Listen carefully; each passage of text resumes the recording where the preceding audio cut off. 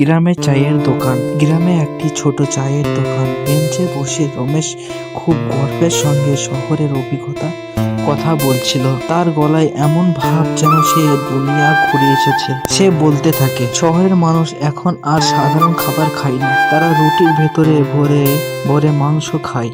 আর সেই খাবারের এই কথা শুনে সুরেশ অবাক হয়ে যায়। তার মুখে একটাই প্রশ্ন ঘুরছিল, এটা খাবার নাকি আবার কোনো অদ্ভুত জিনিস। পাশে দাঁড়িয়ে বান্টি তখন ইউটিউব দেখে জ্ঞান ঝাড়ে, যে ব্যাখ্যা করে দেয় মাংস নাকি খাম্বার মতো ঘোরায় আর ছুরি দিয়ে কেটে কেটে দেয়। এইসব কথার মাঝে রমেশ হঠাৎ নিজের বড় আইডিয়া ঘোষণা করে, আমরা গ্রামের মানুষ, আমাদের দরকার ভাত আর মশলা, তাই আমি বানাবো একদম নতুন জিনিস, বিরিয়ানি।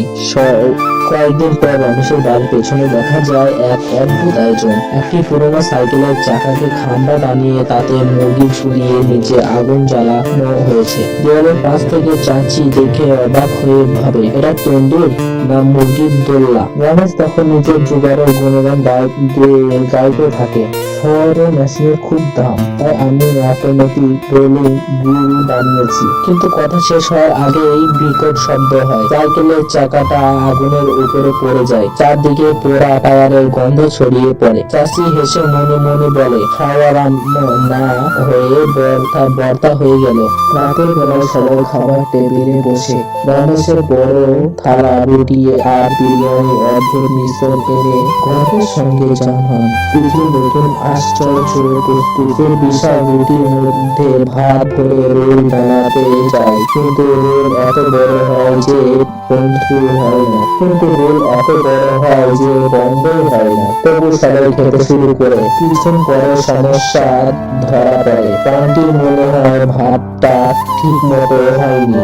রমেশ তখন ব্যাখ্যা দেয়, এটা নাকি বিদেশি স্টাইল, একটু শক্ত থাকে। কাকা আবার চাটনি খেয়ে সন্দেহ হয়, তার মনে হয় এটা গালির নিয়ে না, যেন পুরনো খোল। হঠাৎ এক রোল নিচ থেকে ফেলে যায় আর সব ভাত কোলে পড়ে যায়। তখন সবাই বুঝতে যায় এই আইডিয়াটা বাস্তবে টাকা হয়নি।